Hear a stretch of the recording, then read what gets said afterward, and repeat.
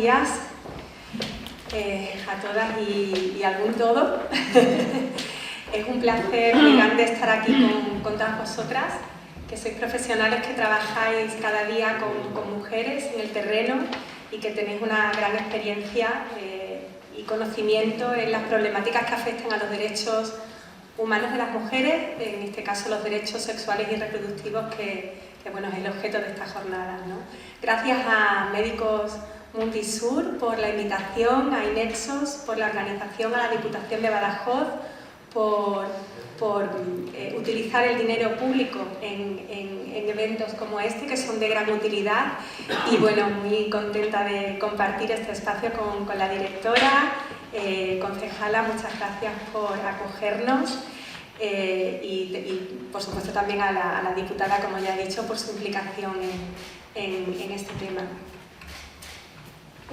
Bien, ya sabéis que está en la agenda, si lo planeamos no sale así. Así que me alegra mucho poder estar aquí y poder aclarar algunas cuestiones sobre el tema de la mal llamada gestación subrogada, que no es más que una práctica de explotación reproductiva de mujeres y venta de bebés recién nacidos, equiparable a los bebés robados, a las adopciones forzosas, a las granjas de bebés, a los matrimonios forzados y, por lo tanto, esos embarazos forzados que tienen lugar en el contexto de esos matrimonios, ¿no? Voy a ver si me apaño con esto. Y empezamos. Bien. El reconocimiento de los derechos sexuales y reproductivos por parte de la comunidad internacional va a surgir como respuesta a las demandas que el movimiento feminista ha realizado desde hace más de 30 años, ¿no? Insistiendo en colocar en la agenda política la importancia de la protección de estos derechos, bajo el consenso que existe de que los derechos sexuales y reproductivos están relacionados con el goce y con el disfrute de otros derechos humanos más amplios, ¿no? Los derechos sexuales y los derechos reproductivos son derechos de ciudadanía y las mujeres somos ciudadanas. Incluyen bueno, pues otros derechos relacionados con el empoderamiento, que es individual y colectivo. Estos conceptos se desarrollaron inicialmente en dos conferencias mundiales, en la Conferencia Internacional sobre la Población y el Desarrollo del Cairo en 1994, donde no se incluía todavía los derechos sexuales. En la Convención sobre la Eliminación de todas las formas de discriminación contra la mujer, se establece el derecho de las mujeres a decidir de manera libre y responsable sobre su maternidad, y el derecho a acceder a información y a educación que les permita ejercer estos derechos. Esto es una de las cosas que estamos haciendo hoy aquí, ¿no? Compartir información, divulgar información sobre los derechos que nos competen a las mujeres. El comité que vigila su cumplimiento, el comité CEDAW, señala que los Estados tienen la obligación de respetar, proteger y garantizar los derechos a la salud sexual y reproductiva. Y bueno, pues el Parlamento Europeo define, ya lo ha comentado la diputada, define la salud sexual y reproductiva como un estado de bienestar físico, emocional, mental y social en relación a todos los aspectos de la sexualidad y de la reproducción, ¿no? En 2022, la reforma de la Ley Orgánica de Salud Sexual y Reproductiva y de la Interrupción Voluntaria del Embarazo va a introducir una serie de modificaciones muy importantes para los derechos sexuales y reproductivos de las mujeres, y centrándonos ya, para enfocarnos en el tema que nos ocupa en esta ponencia, esta ley va a identificar las formas de violencia existentes en el ámbito de la salud sexual y reproductiva de las mujeres en la línea con el Convenio de Estambul. E incluye en esta ley como formas de violencia la esterilización y anticoncepción forzosas, el aborto forzoso y la gestación por sustitución, reforzando la prohibición que ya se recogía en la legislación española, en la Ley del 2006 de Técnicas de Reproducción Humana Asistida, donde los contratos se consideran nulos de pleno derecho. Estos contratos se consideran nulos de pleno derecho como se consideran nulos los contratos de esclavitud, que Tú los puedes firmar, pero no tendrían legalidad. Y esto es así porque en el ordenamiento jurídico español y en todos los ordenamientos jurídicos del mundo, la mujer que pare siempre es madre. Si bien es cierto que no hace falta parir para ser madre, la mujer que pare siempre es madre. Y esto es así incluso en los casos de adopción, porque el derecho de filiación, que es un derecho bidireccional de la madre al hijo y del hijo a la madre, ni siquiera se pierde en los casos de adopción, donde esa mujer siempre va a ser registrada como la madre biológica de la criatura que ha nacido. Y esto es verdad para todas las mujeres del mundo, en todos los países del mundo, menos para las mujeres que son utilizadas como madres de alquiler, en aquellos países donde esta práctica es legal, bien en su modalidad comercial, que solo está admitida en 12 países, o en su modalidad supuestamente altruista, que no es tal, porque siempre hay pagos y siempre la industria y los abogados y los ginecólogos siempre cobran. Y esta modalidad está aprobada en 19 países del mundo. O sea, estamos hablando que la mayoría de los países del mundo prohíben la mal llamada gestación subrogada, precisamente porque vulnera el primer derecho que se vulnera, es el derecho de filiación, que es un derecho que a las mujeres nos ha costado mucho conseguir, porque fijaros que hasta finales de los 80 la patria potestad le pertenecía solo al padre, no a la madre. El padre podía dar en adopción a los hijos del matrimonio si quería, y esto es un derecho muy reciente. Entonces, como digo, en esta legislación se refuerza la ilegalidad precisamente por ese motivo, solo que en esta ley del 2006, donde se consideran nulos estos contratos, hay un tercer epígrafe donde se indica que queda a salvo el derecho del padre biológico, siempre que haya aportado su propio esperma, para reclamar la paternidad biológica conforme al criterio de verdad biológica. Y este resquicio legal es el que se utiliza para muchos de los casos que llegan a este país para que se les conceda la filiación.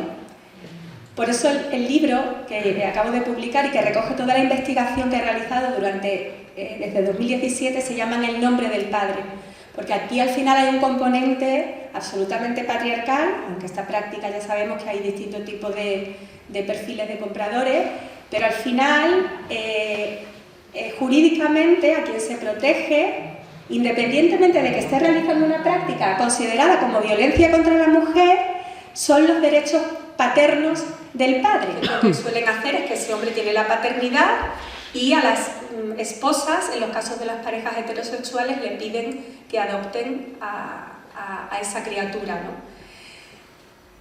Cuando pasa en Estados Unidos, cuando las personas van a comprar bebés a Estados Unidos, ya me estoy enrollando y al final no me va a dar tiempo todo lo que quiero contar.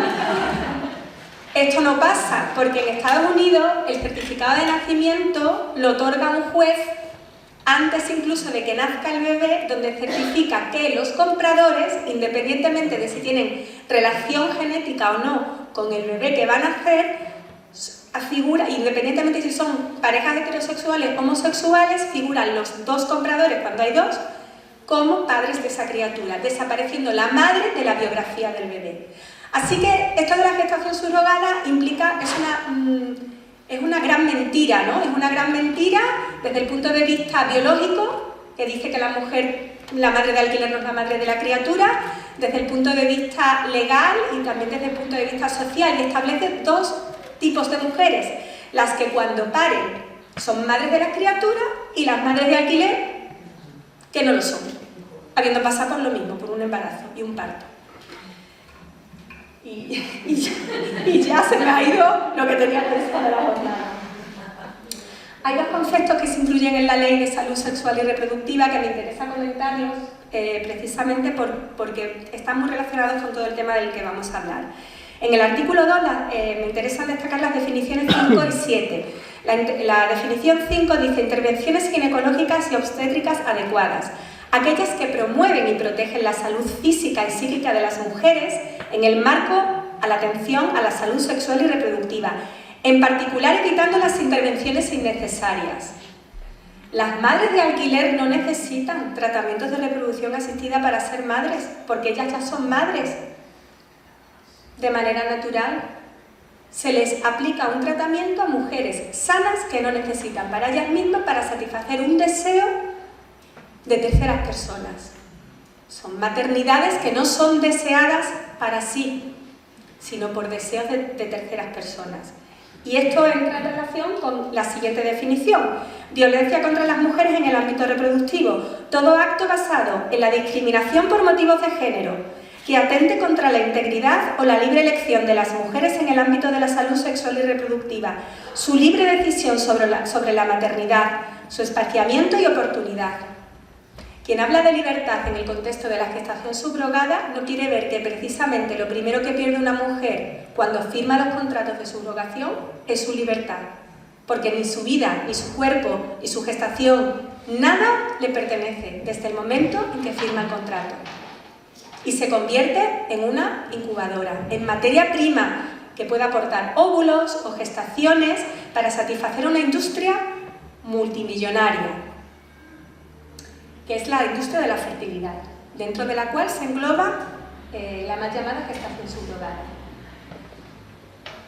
Bueno, pues la gestación subrogada convierte el cuerpo de las mujeres, sus funciones reproductivas, en materia prima y es una práctica, por tanto, contraria a la dignidad humana y estima que debe prohibirse. Esto es lo que aparece en los informes de derechos humanos de 2015, 17 y 21 del Parlamento Europeo. Y en el 2022, en un informe sobre la situación de igualdad de las mujeres en el contexto de guerra de Ucrania, ha vuelto a reiterar que es una práctica que viola derechos, atenta a la salud de las mujeres y que, sobre todo de las más desfavorecidas, y que tiene que prohibirse. Así que la gestación subrogada, que ahora mismo estamos escuchando muchos mensajes en televisión, mi cuerpo, mi decisión. Qué gran mentira, ¿no? Y qué gran falacia. No tiene que ver con la autonomía y la soberanía reproductiva, ¿no? Fernando, por favor, ¿puedes coger, por favor, el móvil? Pensaba que lo había puesto en... Pues lo he puesto en para que no me molesten. Eso porque están llamando varias veces el mismo número, disculpadme. Apágalo. Gracias. Aquí mi compañero. Bueno, no tiene nada que ver con la soberanía y con la autonomía reproductiva. La maternidad es soberana y libre no cuando las mujeres pueden venderlas a terceros, sino cuando nosotras las mujeres podemos escoger entre ser madre y no serlo, lo cual incluye poder desarrollar una vida emancipada, una vida plena, una vida en la que podamos desarrollar nuestros proyectos vitales que no tienen que estar supeditados a los deseos de los demás, ¿no? Y cuando podemos acceder a los servicios de salud materna y planificación familiar, incluido el derecho al aborto libre, seguro y gratuito. Porque no hay contradicción, dicen, pero entonces las mujeres tienen derecho para abortar, pero no tienen derecho para quedarse embarazadas para tercero. No, es que no estamos hablando de eso. Es que estamos hablando de...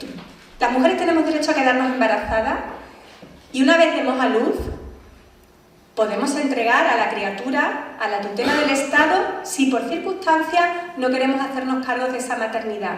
Jamás perderemos el derecho de filiación y ese niño o niña, cuando sea adulto, tiene derecho a conocer sus orígenes. Tanto la mujer como ese bebé van a ser protegidos en esa circunstancia. Eso no tiene nada que ver con el derecho al aborto, en el que una mujer no aborta a un ser humano, que es un sujeto de derechos, sino que estamos hablando que hay unos plazos dentro del cual se garantizan unos plazos en los que el feto no es viable fuera de la mujer, por sí mismo, depende de la mujer, y en la que la mujer tiene la autodeterminación y la soberanía para elegir si continuar o no con ese embarazo dentro de los plazos que marque la legislación vigente. Entonces, bueno, pues no se puede comparar mi cuerpo, mi decisión mezclando churras con merinas como están haciendo, bueno, sobre todo el partido político Ciudadanos y ahora los del PP que se lo están pensando, que lo tenían súper claro y ahora para captar votantes de Ciudadanos ahora dicen que es un tema complicado que lo tienen que pensar. Pues no hay ninguna complicación, que lean los informes de derechos humanos del Parlamento Europeo, que lean un informe muy importante que publicó Naciones Unidas, la Asamblea General en 2018, donde dice que toda la subrogación comercial que ocurre ahora mismo, que se da en el mundo, el único objetivo que tiene es garantizar los beneficios de la industria, entregar los bebés a sus aspirantes a progenitor, ignorar todas las protecciones legales de las que son merecedoras las mujeres y los bebés recién nacidos. Son, bueno, pues una industria, son los intermediarios y las agencias que se enriquecen vendiendo seres recién nacidos, ¿no? Seres humanos recién nacidos que son sujetos de derecho. De hecho, bueno, pues la industria reproductiva lo que ha hecho es eso, convertir la capacidad reproductiva de las mujeres en un recurso público disponible para ser explotado por las empresas particulares y los estados, y los bebés en objetos de transacción comercial. Tenemos que tener muy claro que esto es un negocio global, un negocio que en 2018 facturó 6.000 millones de dólares.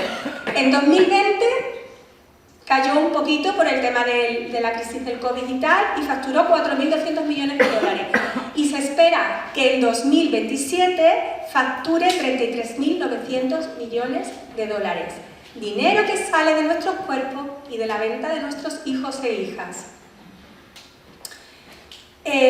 La gestación subrogada pugna por dibujarse tanto en el imaginario colectivo como a nivel legislativo como una técnica médica de reproducción asistida y un derecho para las personas que no pueden tener sus propios hijos, bien por razones, por problemas médicos, por razones biológicas, como en el caso de los hombres, o por cuestiones sociales, como en el caso de, bueno, pues mujeres que no quieren pasar por un embarazo.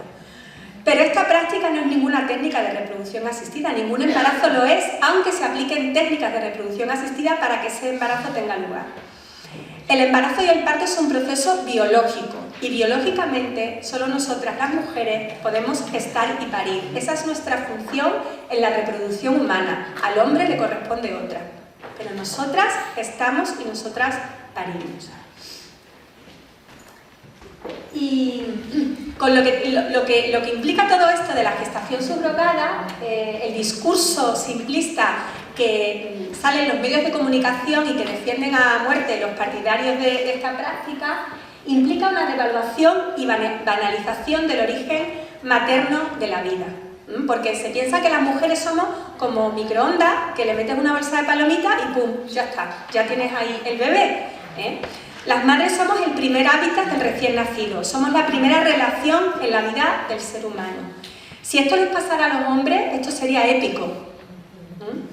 Mientras tanto, sigue existiendo un gran desconocimiento sobre el origen materno de la vida, tanto de los profundos cambios fisiológicos y psicológicos que experimentamos las mujeres durante el embarazo, como sobre el impacto social y personal que tienen las condiciones en las que las mujeres concebimos, gestamos, parimos, amamantamos y nos podemos vincular o no con nuestras criaturas.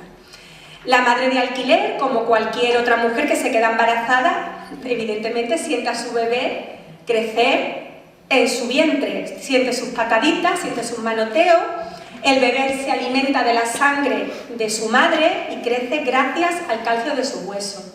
El bebé antes de nacer ya puede reconocer la voz de su madre y la mujer que lo gesta y pare es la única madre que el bebé reconoce como tal.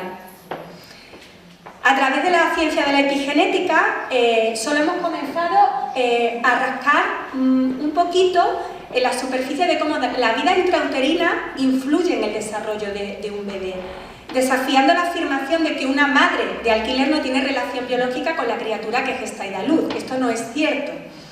Las investigaciones de hecho confirman que las madres son capaces de variar la genética del bebé incluso antes de que el embrión se implante en el endometrio, modulando cambios epigenéticos. Y esto ocurre incluso en los casos de ovodonación, como es el caso de la gestación subrogada, cuando se utilizan óvulos, que es la práctica mayoritaria, de una segunda mujer, ¿no?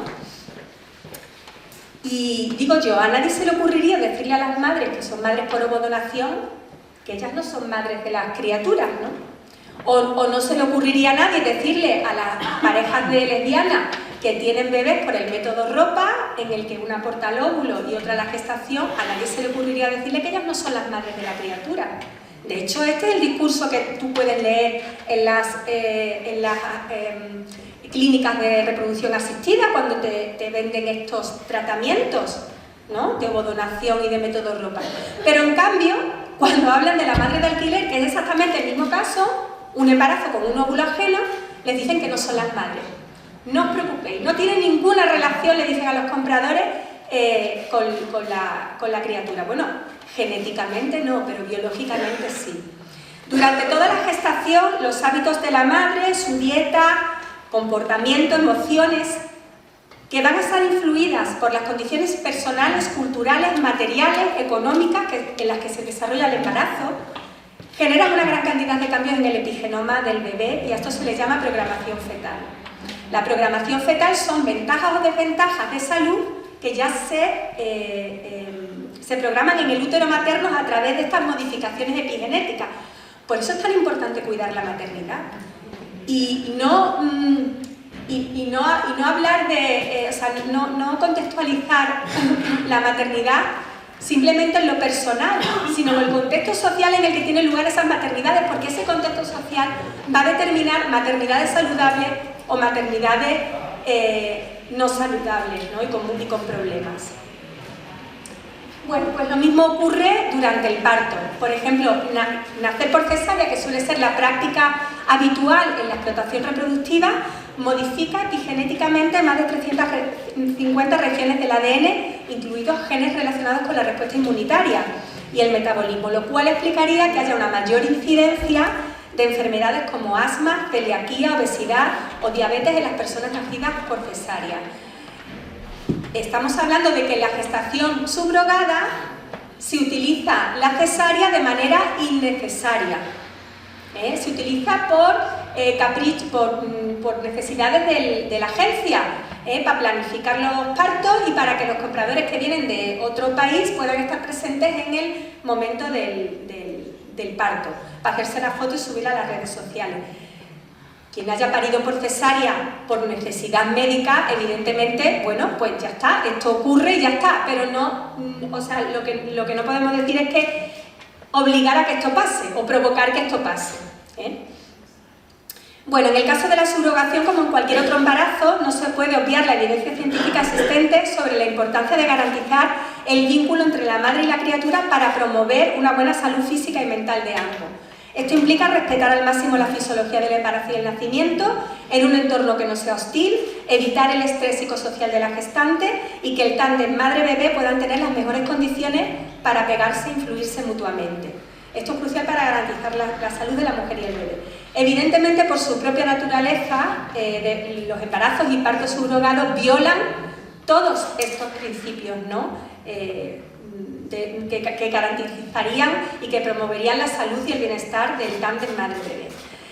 En la subrogación, todo el vínculo y reconocimiento materno-infantil, todo el proceso neurohormonal que conlleva la gestación y cuya función es generar un enamoramiento entre la madre y el bebé es truncado, violentamente. Es intencional y planificadamente interrumpido desde el momento que la madre firma el contrato y se le dice que se tiene que desvincular emocionalmente de la criatura que está gestando y que tiene que repetirse una y otra vez que ella no es la madre de esa criatura. O sea, que tiene que vivir en una mentira, tiene que disociarse para poder llevar a cabo este embarazo. Se prohibió en 2015 para extranjeros, pero recientemente ha vuelto a permitir la práctica para extranjeros. Aunque se ha seguido ofertando durante todo el tiempo que era ilegal la práctica para extranjeros. Y entonces cuentan como allí en México el dinero no lo recibe la mujer directamente, el pago que se le hace por la entrega del bebé, sino que se gestiona a través de ONGs. Y ella cuenta para qué quiere el dinero, ¿vale? Y se va a ver dónde vive y cuál es el contexto social. Y luego al final salen una agencia con un montón de mujeres esperando para recibir los tratamientos para ser madres de alquiler. Como algunas cosas las dicen en inglés y otras en español, por eso pongo contexto. Ya, gracias. This is the last time Diana and Sophia will see each other.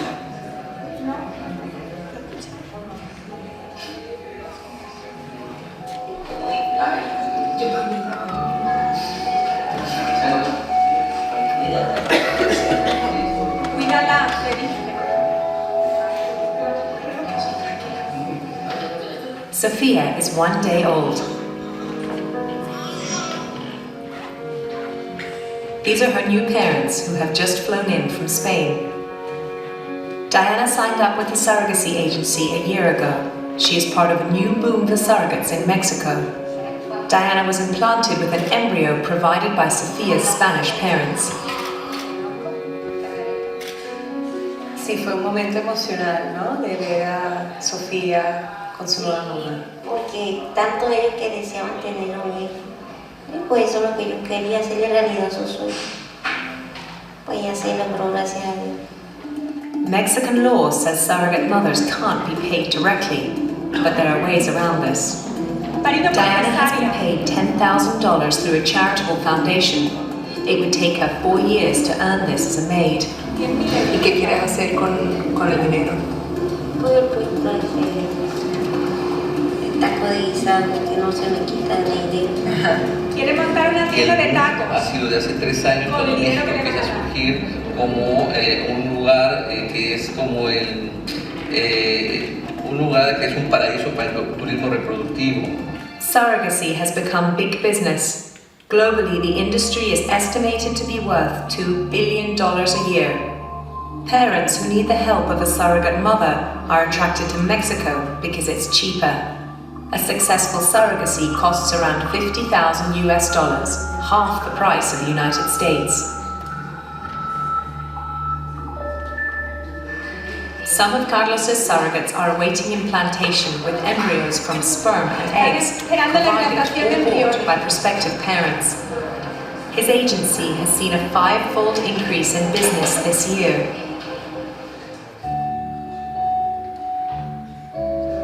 Baby Sofia is preparing for her new life in Spain. Despite the dangers, surrogacy can bring great happiness to childless parents. But as international demand for surrogacy dramatically expands, to have more success stories like Sofia's, the need for careful policing and regulation in Mexico is increasingly urgent.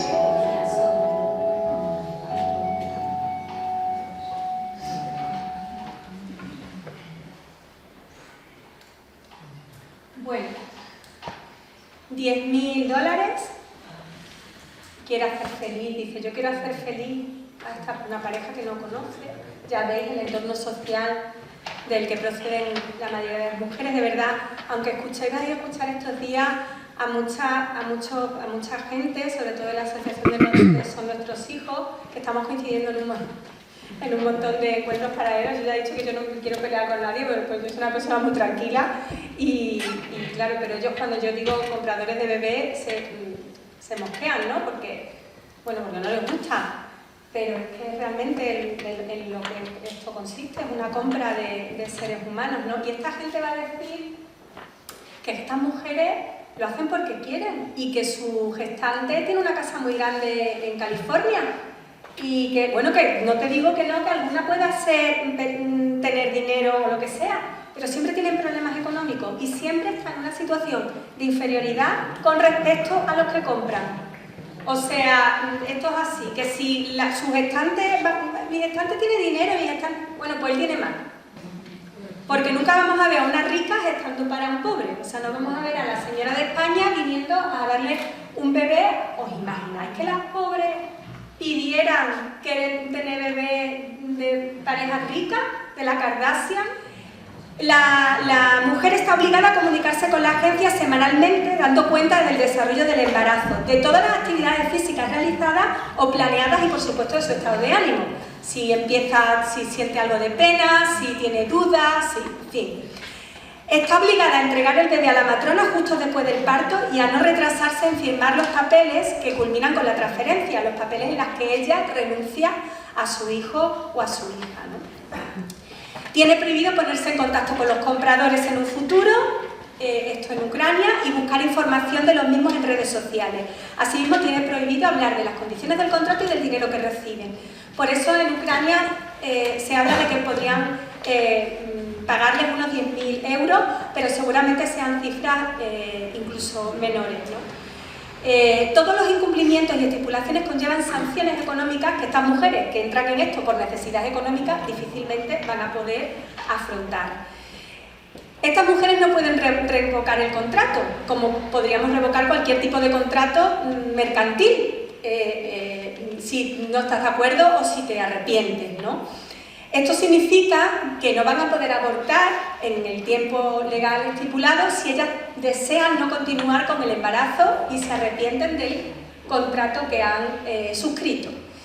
Y tampoco van a poder decidir no abortar en el caso de que los compradores les exijan abortar cuando viene más de un bebé o cuando vienen con malformaciones, pero esto va en contra del deseo de la propia mujer, que estos casos también se dan. Está obligada, o sea, a hacer lo que le digan los compradores.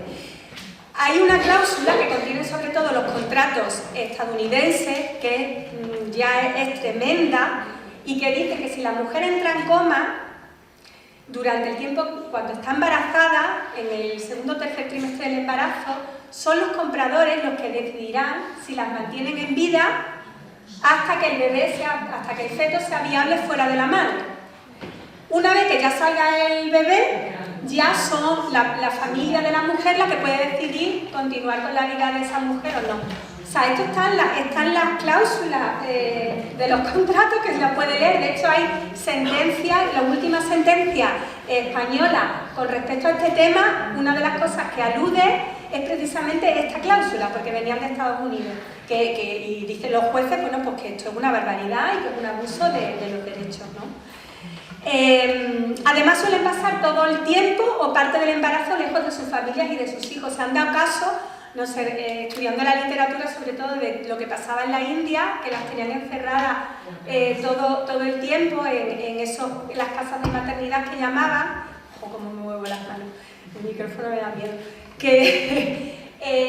De mujeres que expresaban que habían muerto a lo mejor su madre y no podían salir de esas casas para ir a los entierros.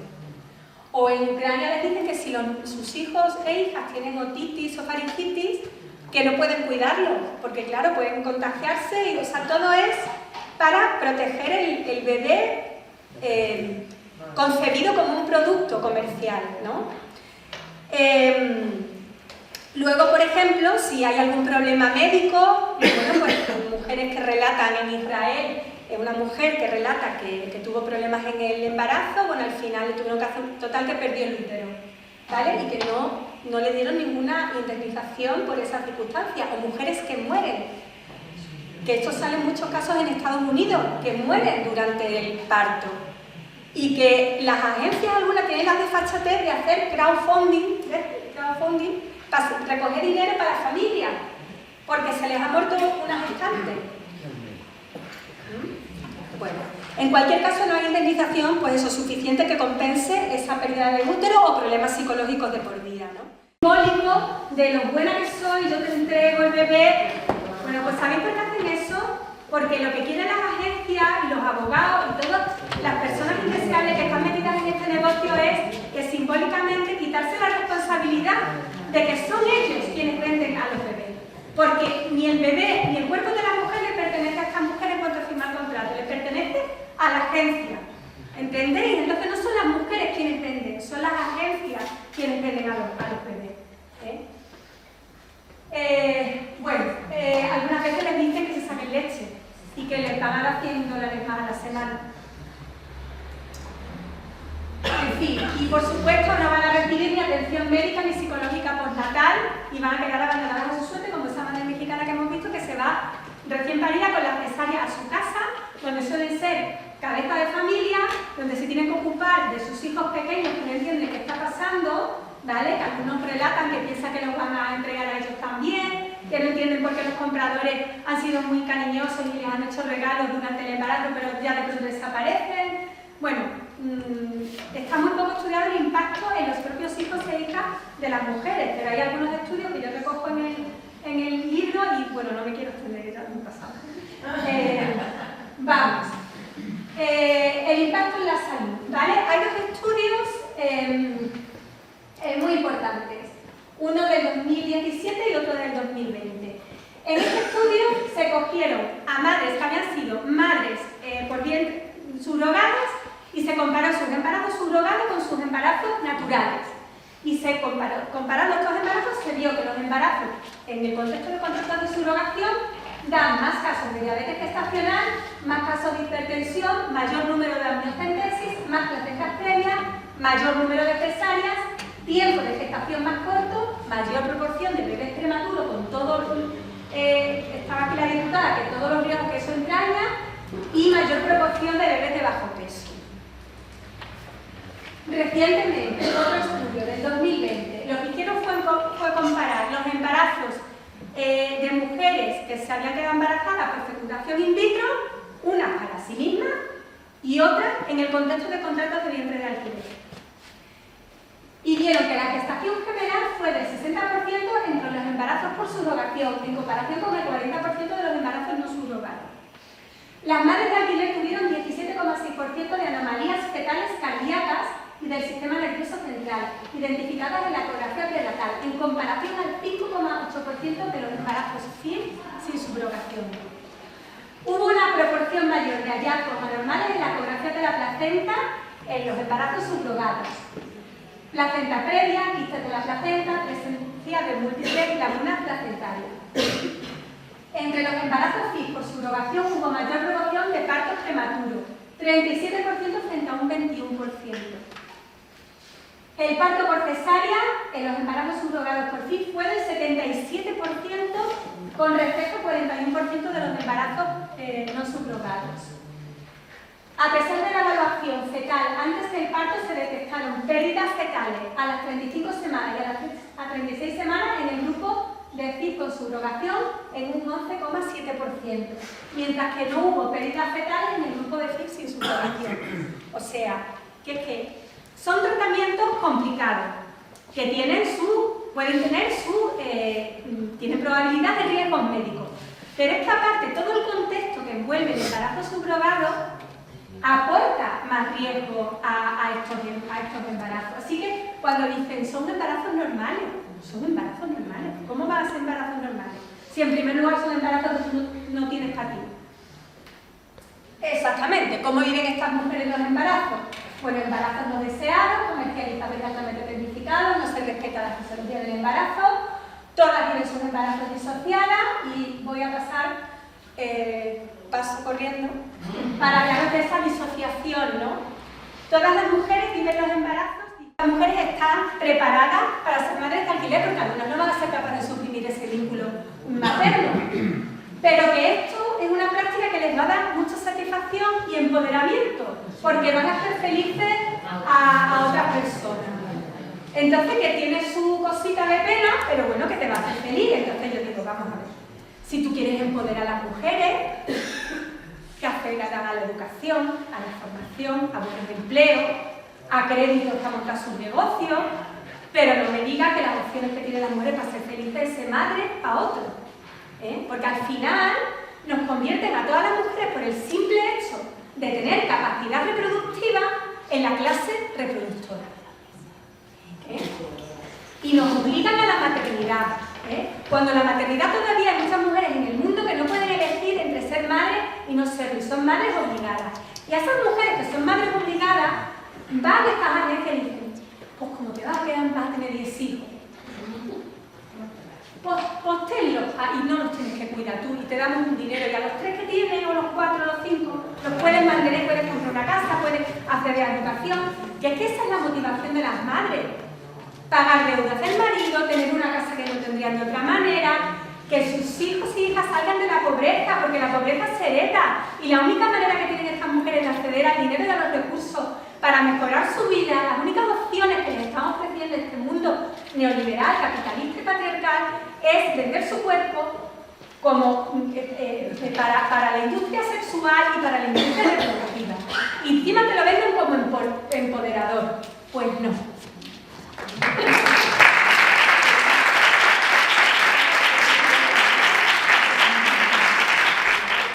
Y hay un estudio que analizó el impacto en la salud desde el punto de vista psicológico del AMBA en 2018 y estudió a madres en el contexto de la India. Ahí tenemos una mujer recién parida por cesárea. Es que este reportaje es, de verdad, es tremendo. Porque es que esa mujer luego se ve cómo llega a su casa, la californiana, que se va con su bebé. Ella en las casas estas de la India, pobre, limpiando el suelo con una escobilla así. Horrible. Y la otra con su pedazo de casa de California con su bebé. Horrible. Bueno, pues se ha demostrado que estas mujeres tienen niveles más altos de depresión durante el embarazo y el posparto debido al bajo apoyo social durante el embarazo, el tener que ocultar la subrogación, las críticas del entorno familiar y social y luego pudieron interactuar menos con el bebé, pusieron barreras para no vincularse con el bebé, pensaron menos en él y adoptaron mejores hábitos de alimentación, claro, porque tienen que todo hacerlo bien para que salga el producto, el bebé, bien para los compradores.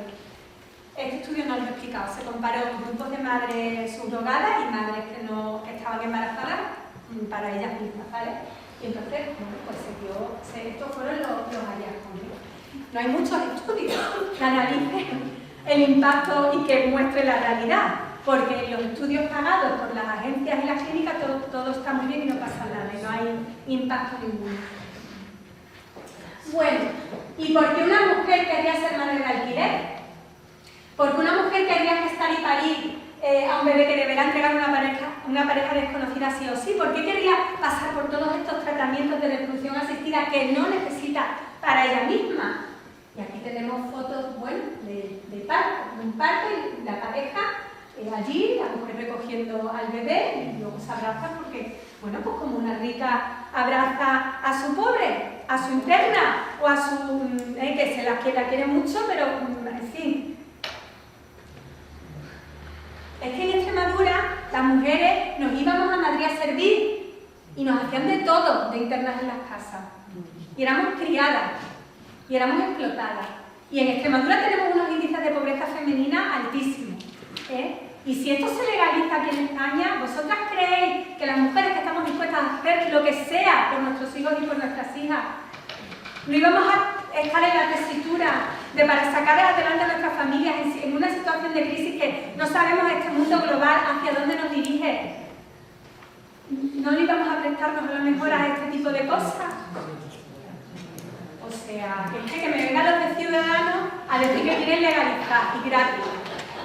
Bueno, el contexto global que pone a la disposición de mujeres para ser explotadas es un contexto de vulnerabilidad psicológica, económica, social y legal, en la que sitúa el patriarcado a todas las mujeres. Un contexto global que fabrica mujeres pobres como materia prima sexual y reproductiva.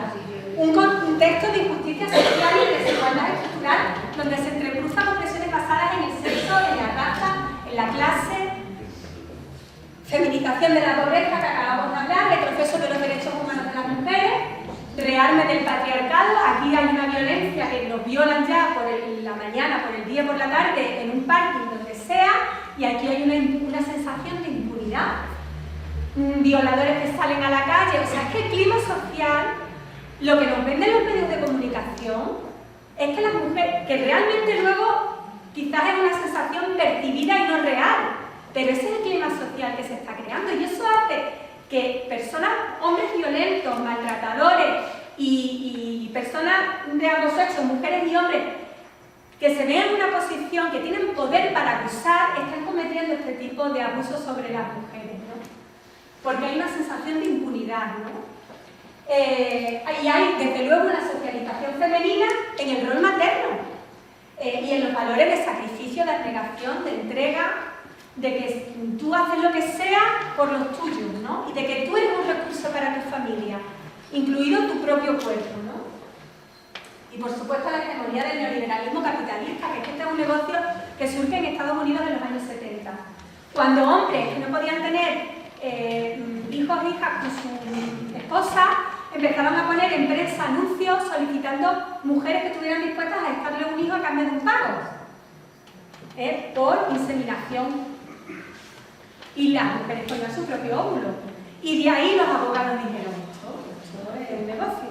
Pues vamos a abrir clínicas por todos los Estados Unidos, que sobre todo están situadas en los estados donde hay muchas bases militares, porque entre el 20 y el 50% de las madres de alquiler norteamericanas son esposas de militares, porque pertenecen a las clases más desfavorecidas. Los militares no los cogen ni moco. Bueno, y este es el perfil de las madres, que no vamos... Sabemos cuál es el perfil de las madres, jóvenes, menores de 25 años, con varios hijos, zonas rurales, barrios deprimidos, bajo nivel educativo, falta de oportunidades y de formación y tienen problemas económicos. Y además el rol materno suele jugar un papel muy importante en su vida y bueno, y se les vende esto como una manera de realización personal. Son mujeres amas de casa, la mayoría, que sus maridos a lo mejor están en misiones por ahí y les dicen que puedes hacer algo importante. El primero que montó una clínica en Estados Unidos hizo un vídeo promocional que se llamaba Special Ladies y lo llevaba por los institutos allí en Estados Unidos y les decía a las muchachas: ¿queréis ser especiales? ¿Queréis sentiros útiles en la vida? Ser madres de alquiler, hacer feliz a... Claro, o sea, imaginaros. Bueno, aquí tenemos a mujeres manifestándose por sus derechos a ser madres de alquiler. ¿Vale? Y aquí tenemos a mujeres manifestándose por sus derechos sexuales y reproductivos. Las mujeres nunca hemos pedido ser madres de alquiler, pero sí hemos salido a la calle para defender nuestros derechos sociales, políticos, civiles, de ciudadanía, nuestros derechos a la salud, nuestros derechos a la dignidad, en fin, nuestros derechos humanos. Y llevamos muchos años y tenemos una genealogía feminista de mujeres poderosas y de nuestras madres y abuelas que sin haber oído hablar de feminismo se han partido la cara por sacarnos adelante, porque estudiemos, por tener acceso a la salud, a la educación pública. Entonces, bueno, pues luego nos encontramos con esto, ¿no? Con esto, que es lo mismo. Una mujer que tiene un hijo, que se le arrebata al hijo y se le da un dinero. Da igual cómo haya sido el embarazo. Esta, como rica y famosa, va a venir a España y gracias a la instrucción del 2010, que es una instrucción, que no es una ley, no tiene rango de ley, no tiene nada, y que el gobierno más feminista de la historia de este país no tiene narices de cancelar, y que eso es lo que está permitiendo que, aunque en este país está prohibido, la gente que se va, especialmente a Estados Unidos, pueden registrar a sus hijos sin problema, porque se vienen con un certificado emitido por un juez, que ellos son los padres. Y aquí tenemos a una pareja de rumanos, el caso que se ha dado aquí en Villanueva, que espero encarecidamente que a la mujer que ha sido madre la consideren víctima de trata y de violencia de género y no la condenen por venta de bebés. 2.000, 200.000. Lo mismo. Entonces, ¿esto qué es? O sea, los ricos compran bebés en Estados Unidos, las clases medias se van a Ucrania, y entre los pobres mercadean con sus mujeres y con sus hijos y con sus hijas. Y si escarbamos más, bueno, los políticos y políticas, yo sé que estáis concienciados y que tomáis, y las personas que trabajáis a pie de calle con poblaciones en riesgo de exclusión y desfavorecidas, yo sé que sois conscientes de los problemas que puede acarrear la pobreza y los problemas para las mujeres y que estáis ahí atentos, ¿no? Y atentas. De hecho, bueno, pues ha salido a la luz precisamente por el buen hacer del personal médico y del personal de las trabajadoras sociales del centro de salud. Entonces, tenemos que estar muy atentas porque puede pasar, ¿no? Todos los días. Y bueno, y en los dos casos se violan derechos humanos, como hemos visto, y no me entretengo más. Ahora voy a hacer una mina de publicidad. Este es mi libro, este me hace mucha ilusión, porque, bueno, sí, a ver, este es mi libro, pero yo tengo un blog que se llama Estoy Mientras de Alquiler, donde desde 2017 tengo todo, prácticamente todo lo que está en ese libro, menos algunas actualizaciones, está ahí gratis. O sea, que yo no puedo vender el libro, que ya ves tú, pero este libro está muy bien organizado. Y además incluso tengo códigos QR con los que podéis acceder a vídeos, a imágenes de fotos, por si queréis utilizar este material como un material divulgativo. Creo que es un trabajo que merece la pena, de que me siento orgullosa y bueno, que a las mujeres nos cuesta tanto decir esto que no sé qué. Y veis, ya me están de agacho, no, bueno, esto es mi libro, yo diría que nada, pues si os apetece o pedirlo a vuestras bibliotecas, ¿vale? Porque, bueno, yo creo que la cultura y la educación tiene que tener un acceso público y nada, esto se acaba de publicar ahora en marzo de este año y por eso me están llamando de todos lados para que hable de Ana Obregón. Y yo no voy a hablar de Ana Obregón, voy a hablar de que el gobierno tiene que derogar la instrucción para permitir que las Anas Obregones o el Torito o todos los famosos estos que se han comprado un bebé